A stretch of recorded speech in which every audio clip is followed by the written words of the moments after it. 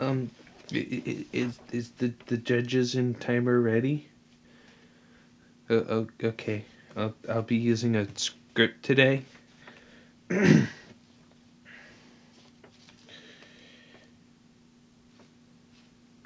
That person's a noob.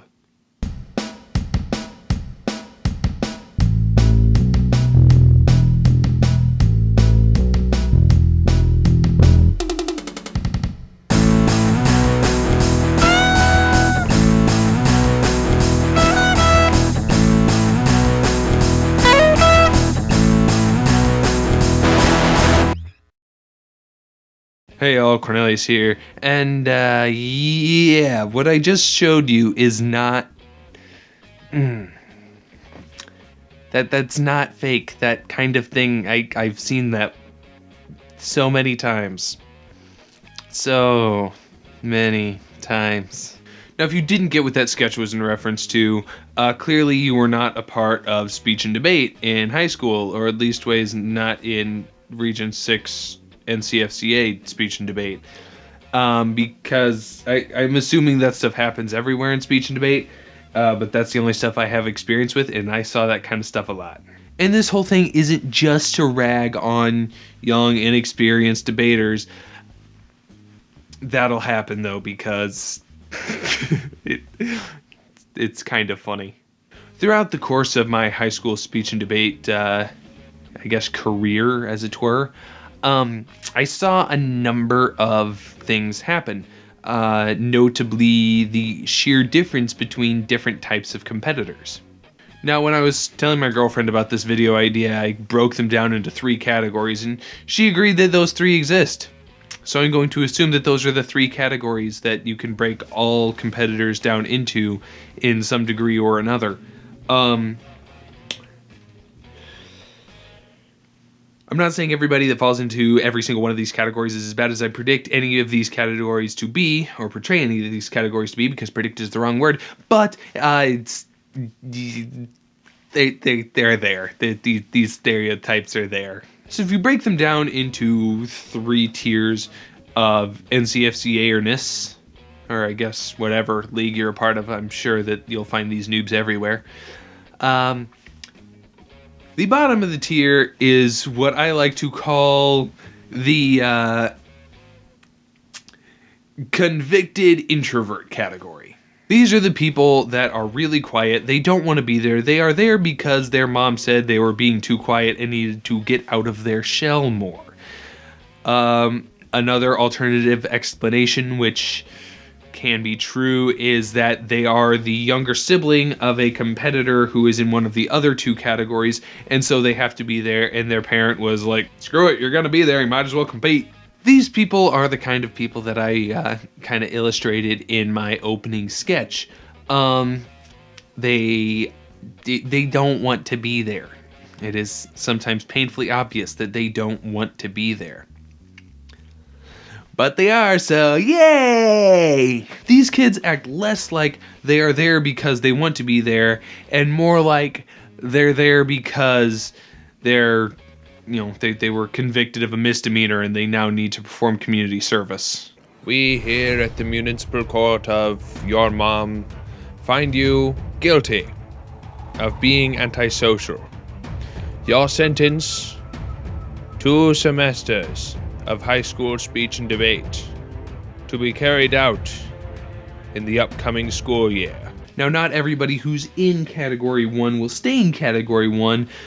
A large number of them will graduate into Category 2. Not all of them will, though. Those that do get to enjoy the wonders of basically where I was cruising at my entire high school speech and debate career. Like, I was really awkward at first, and then I kind of hit this cruising altitude, and then just slowly and steadily went up and up and up, and by my senior year, well, I guess actually junior year, I finally got to a point where I was kind of good. Almost. Category 2 are the people that they aren't the shy, quiet, I don't know why I have to be here, but I do, so I'll do what I have to, and graduate to the point where they can speak, well, they've got confidence. They're not like shy, timid, and hiding as much as possible. But they aren't quite great yet. Now, like I said, this is basically where I was at. This was cruising altitude for me the whole time I was in speech and debate, and I was definitely not the best speaker of my friend group. Let's just put it that way. I spent a lot of time watching them in semifinals and all that, thinking, "Wow, I really wish I was that good," but I'm not. These people do tend to have, from my observations at least, the most fun out of any of the other two categories. Because the category one, they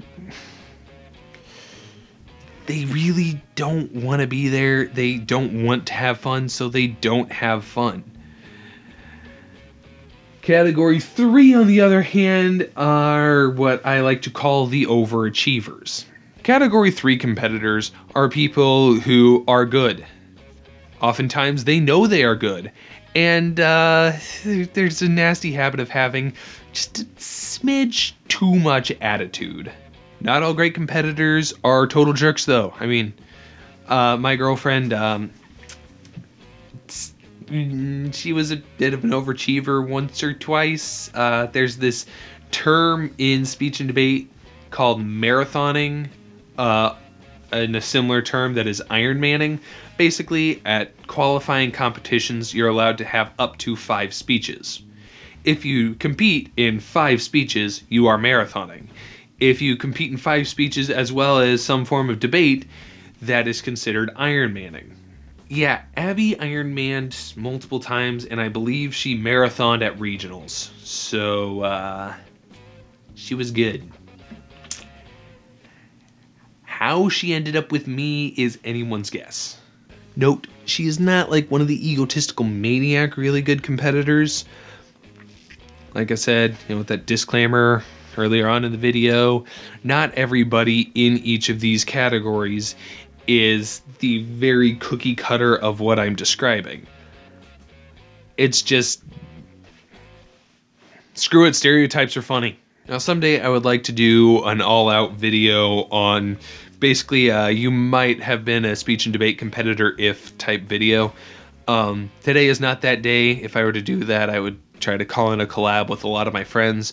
But I ain't got time for that, so I ain't gonna do it today. All I'm gonna leave you with is, if you are a beginner competitor and you're really shy, you're not the only one. There are tons of kids just like you who really don't want to be there.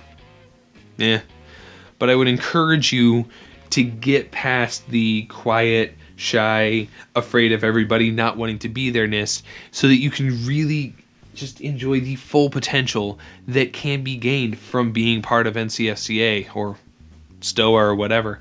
I don't know, I hear NCFCA has kind of gone down the tube since I graduated, so enjoy whatever league you're a part of. And if you're at the very top of your game, don't think I am necessarily calling you a jerk because you got first place at regionals in debate and got to finals in 6 speeches. Yes, that's a thing that can happen at regionals. Don't think I'm trying to attack you for being good. I'm not one of those haters who hates because you're good and I'm not. I am going to say that, try to keep in mind that there's more to life than being good at speech and debate. I don't know if that's actually y'all's thought process. I was never one of you. So, make of that what you will. Look, you can have a lot of fun in speech and debate if you just let your hair down. And to prove that, maybe in the off season or in next season of Wombatic Wednesdays, because this one's coming to a close, I'll tell the story of the Devious Underground Cookie Club. But this is not that video. Hey guys, thanks so much for watching. If you enjoyed this, cool. If you, like me, were in high school speech and debate and you have your own stories you'd like to share, comments. I love reading comments. And literally every comment that I've received this season I have replied to. So please share your stories, some of your favorite escapades from high school speech and debate. If you're still in speech and debate and you still have stories, you don't have to be graduated to share. Just go for it. Like, comment, subscribe, whatnot, annotations. Bye.